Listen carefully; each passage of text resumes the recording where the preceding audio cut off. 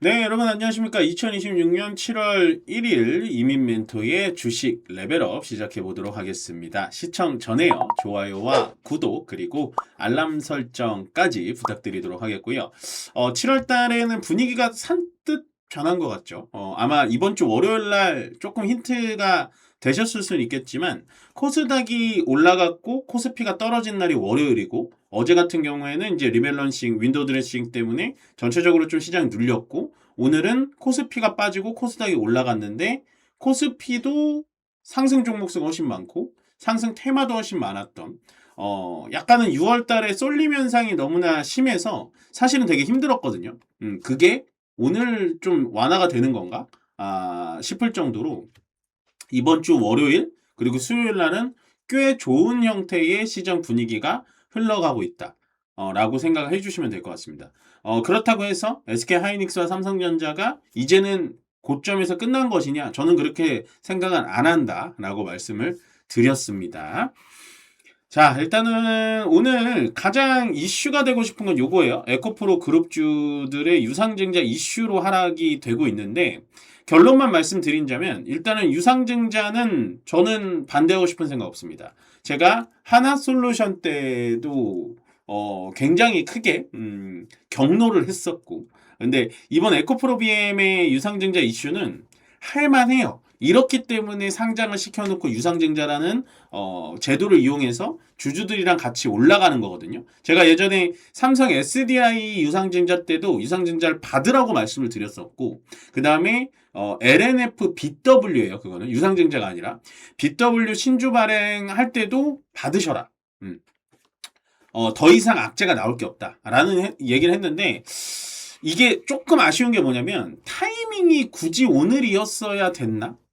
라는 생각을 합니다. 왜냐면 오늘 7월 1일 날 일단 코스닥 30주년 기념 행사가 있고 코스닥에 대해서 승강제라든지 코스닥에 대해서 상승 모멘텀이 있는 정책들이 나와 줘야 되는데 일단 어제 시간외 시장에서 바로 초를 쳐버렸다. 그러니까 내용은 나쁘지 않아요. 내용은 제가 봤을 때 좋습니다. 이따가 제가 분석해 드릴게요. 내용은 좋은데 타이밍이 주식을 잘 모르는 IR 담당이 이걸 냈나 싶을 정도로 타이밍이 너무 오묘했다. 너무 안 좋았다. 그러니까 기업의 IR 담당들도 주식을 잘 모른다는 얘기입니다. 예. 그 타이밍상 굳이 이걸 오늘 했어야 되나? 그냥 다음 주에 했어도 되는 거잖아요. 그러니까 시장에서 바라보는 건 유상증자에 대해서도 예민한데 가뜩이나 예민한데 이게 오늘 터트려? 그만큼 에코프로들이 돈이 없나? 이렇게 받아들인단 말이에요. 그러니까 이 IR 담당들도 주식에 대해서 정말 박식하신 분들이 좀 해야 되지 않을까라는 생각을 좀 합니다. 그래서 요거는 제가 조금 이따 더 상세히 말씀드릴게요. 오늘의 메인 주제입니다. 그래서 좀 넘어가고 다른 것 좀 일찍 빨리빨리 넘어갈게요.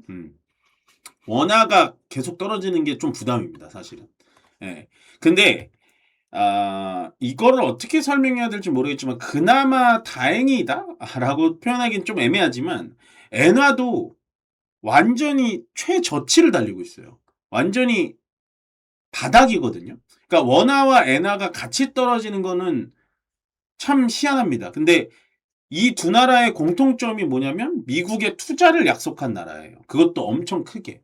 그러니까 달러는 올라가는데 원화와 엔화는 떨어지고 있다. 그래서 제가 이 얘기를 왜 꺼냈냐면 아마 7월 달에 우리 이제 금통위가 열리면 100% 금리 인상을 할 겁니다. 네, 거기에 대해서 대응을 하시면 된다.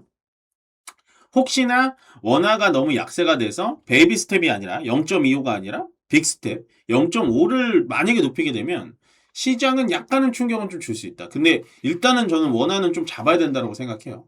근데 특이한 게 일본은 금리 인상을 했잖아요. 금리 인상을 했는데도 불구하고 엔화가 더 떨어지는 게 참 해석이 안 됩니다. 저도 해석이 안 된다. 그 다음에 오늘 수출 데이터 나왔죠. 사상 최고치 돌파했고요. 월간 금액도 사상 최고치가 나왔다. 그래서 수출 데이터는 제가 아마도 내일이라든지 아니면 내일 팍스경제 시간이라든지 조금 상세히 풀어 드릴 테니까 여러분들 팍스경제 들어오셔서 아니면 재방송으로 보시면 될 것 같고 그 다음에 이제 반도체 LTA라는 장기 공급 계약 얘기가 많이 있잖아요. 그래서 예전에 D램 같은 거 막 만들어 놨는데 결국에는 계약했던 상대방이 그냥 도망가서 그게 이제 재고로 쌓여가지고 삼성전자, SK하이닉스가 힘들었는데 요 장기 공급 계약을 좀 뜯어보다 보니까 삼성전자와 마이크론은 상단이 있대요. 그러니까 가격의 상단을 맞춰놓고 계약을 한답니다. 근데 되게 특이한 건 SK하이닉스는 상단이 없답니다, 지금. 네. 그럼 여기서 우리가 볼 수 있는 건, SK하이닉스가 확실히 삼성전자랑 마이크론은 어차피 비교 안 되고, 삼성전자보다 기술력이 좋나? 사실은 근데 지금 따져보면, 삼성전자는 원C D램이거든요? 예. 그러니까 기술력이 더 좋다라고 나와 있는데, 왜 장기 공급 계약은 또 SK하이닉스한테 좀 더 유리하지? 요거는 조금 더 지켜봐야 될 것 같습니다. 아시겠죠? 그래서 장기 공급 계약 얘기가 많이 나오는데 여러분들 좀 궁금하실 것 같아서 제가 좀 갖고 왔어요. 그 다음에 일단 오늘은 요거보다는 에코프로 그룹부터 좀 넘어가 볼게요. 요거거든요. 제가 IR 자료까지 좀 다 갖고 왔습니다. 어제 이제 IR 유상증자 설명 자료라고 해서 갖고 왔고, 저는 일단은 에코프로 BM이 시기나 이런 거 다 떠나서, 시기나 오늘 주가가 하락되는 거 다 떠나서 유상증자는 저는 할 수 있다라고 생각해요. 나쁘지 않다. 나쁜 유상증자가 아니다라고 생각합니다. 제가 여러분들 기억하실지 모르겠지만 정확한 타점은 기억 안 나는데 삼성 SDI도 요 자리 때쯤에 2025년도 초반에 유상증자가 나왔었죠. 근데 이때 제가 상담 방송을 할 때 요게 상담이 들어왔을 때 이때가 19만 원대, 18만 원대였습니다. 근데 유상증자가 제가 정확하게 기억이 안 나요. 저도 이제 라이브다 보니까 아마 유상증자가 15만 원대로 나왔던 걸로 기억을 해요. 그러면 이거 사셔라. 2차 전지는 더 이상 안 좋을래야 안 좋을 수가 없다. 결국엔 지금 얼마 됐죠? 요즘에 좀 내려왔지만 40만 원 됐죠. 만약에 요때 당시에 주주셨는데 기존에 갖고 있는 거에 대해 유상증자까지 받았다? 대박 났겠죠. 하나 더 보여드릴까요? LNF. LNF도 마찬가지. 최근에 많이 떨어지긴 했는데 LNF도 거의 비슷한 시기예요. 2025년도 초반 요때 BW 발행을 했습니다. 근데 얘는 되게 싸게 발행을 했어요. 그때가 한 7만 원대였는데 아마 6만 원, 5만 원대 BW 발행을 해서 신주 발행이거든요. 유상증자랑은 조금 다른데 비슷해요. 근데 얘도 결국엔 여기서 만약에 사셨더라면 지금 어찌됐든 건 무조건 수익.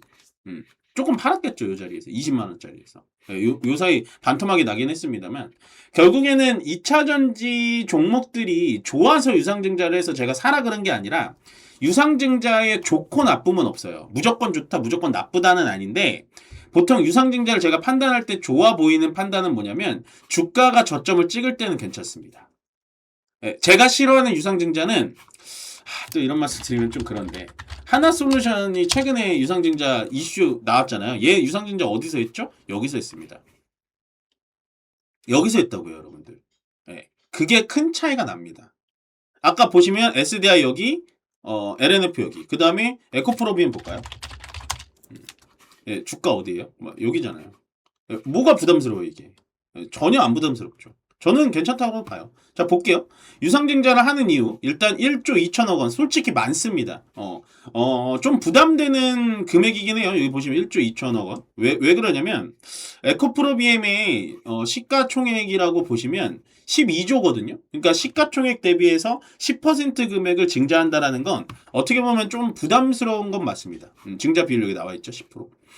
그렇게 보시면 되고. 쭉쭉쭉 보시면 일단 얘가 하려는 이유는 뭐냐면 이거예요, 이거. 인도네시아에 있는 니켈 광산 채굴 요거 점유율을 가져가고 싶은 겁니다. 인도네시아에 니켈 제련 공장이 있어요. 니켈 제련 공장이 있는데 그 공장에 점유율을 갖고 가고 싶은 겁니다. 보세요. 니켈의 가격 추이 보이십니까? 리튬하고 똑같죠. 리튬도 21년도, 22년도 이렇게 올라왔다가 떨어졌다가 회복을 했거든요. 니켈도 똑같습니다. 그러니까 에코프로비엠이 얘기하고 싶은 건 니켈 가격이 올라가니까 주주님들 이번에 저 한번 도와주셔서 제가 이번에 인도네시아 니켈 점유율을 다 갖고 오겠습니다. 실제로 전 세계에서 인도네시아의 니켈 점유율은 50% 이상이라고 합니다. 얘네의 자료에 의하면. 그래서 유상증자를 그럼 어디다 쓸 건데 이게 중요하거든요.